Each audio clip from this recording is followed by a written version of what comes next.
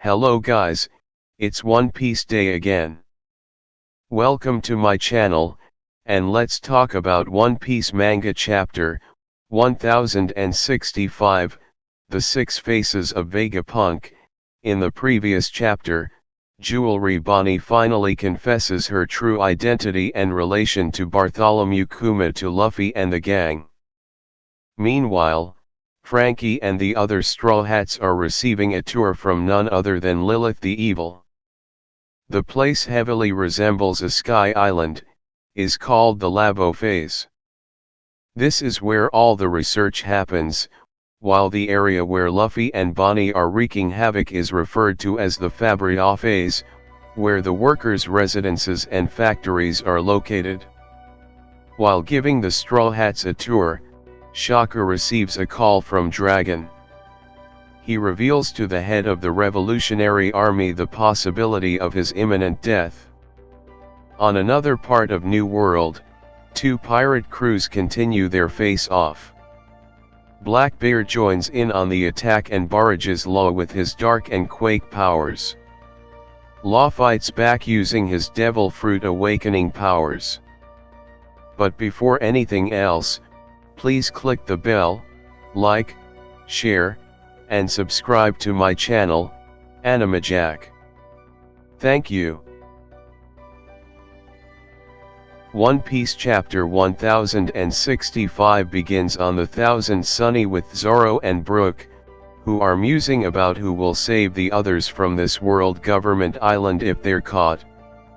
Caribou suddenly makes himself known, but Zoro calmly thanks him for helping out Luffy before telling him to get off of their ship here at Egghead, which he argues against but eventually does.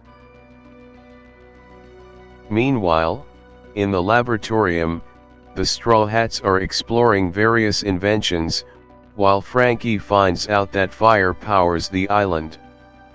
Shaka talks about the potential of an unquenchable flame and how it may allow him to create a sun should it exist.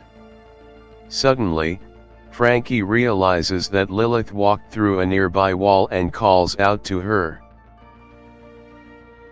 Tells him to simply walk through and not be fooled by his sight. As the various Straw Hats try to walk through the wall and express their amazement, Vegapunk Edison is then introduced, welcoming them and telling them to just walk through the wall.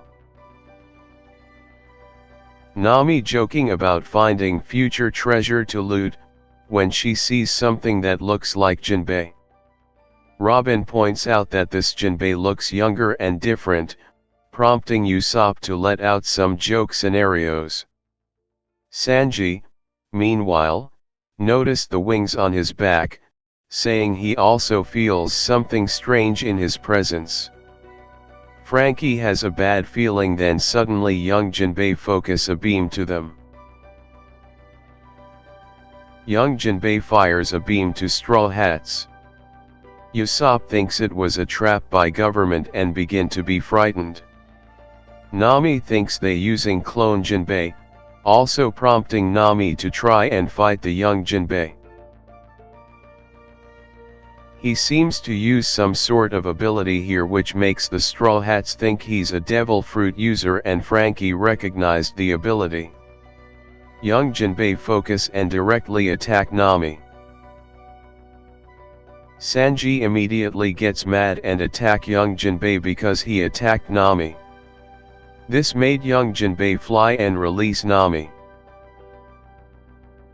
prompting Robin to get involved with some of her strongest techniques, as she said that it was unforgivable. Usopp also joins the fight here, as young Jinbei knows how to use Fishman Karate. Usopp attacks young Jinbei with his lethal green star but caught his unguarded back. As does Frankie asked Usopp not to move and focuses his attack. Frankie uses his radical beam. When Edison reveals that it's a Seraphim model of Jinbei, Edison shocked because the Seraphim is still kid and he did not put it through a laser test. Edison begins thinking of something here, while Lilith is steaming mad over the crew's attempts to fight the Seraphim. As Edison tries to restrain her, he comes up with a new invention, saying he leaves the rest to the wisdom Vegapunk, Pythagoras, who is giddy over the combat data they just collected from Seraphim Jinbe fighting the Straw Hats. Vegapunk York is also introduced here, revealed to be the one who eats for the other Vegapunks in order to give them energy and brain power. Edison asks York to eat more since it helps him come up with ideas, Pythagoras inputting data for an experiment with the Jinbe Seraphim. Then sees Vegapunk York pass out from being full, as the various staff rush to get Edison and Pythagoras what they need for their experiment. Then sees this group go to simulation room 88, while Shaka steps in to take control of the situation. Shaka stops the Seraphim from fighting the Straw Hats, which has been going on continuously since the fight first started. While Edison, Lilith, and Pythagoras are upset to see the fight stop, the Edison says he has a new idea. Shaka then turns his attention to his guests, asking them if they are indeed the Straw Hat Pirates. Sanji confirms this, asking why his shoes are sticking to the floor, which Vegapunk explains is due to his control over the magnets inside the DOM shoes in his laboratorium. Robin points out that this essentially means that resistance is futile, to which Vegapunk says he couldn't take any chances by trusting pirates that easily. After a quick comedic bit with Usopp here, Shaka asks them if they see this island as a future. Frankie, pointing out the monster mechas, says it has to be in the future. He also points to the island air conditioning and the Vega Force 1 to further support his argument. Shaka eventually reveals to the Straw Hats that Egghead Island's technology is closer to the past rather than the future, shocking Frankie. Luffy's group finding an ancient, giant robot, questioning its origins and existence.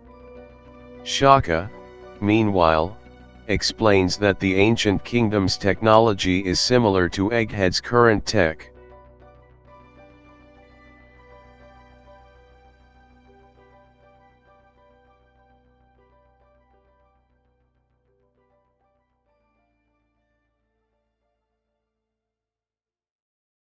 That's all for today, Animaniacs. Thanks for watching. See you again next time for another One Piece episode.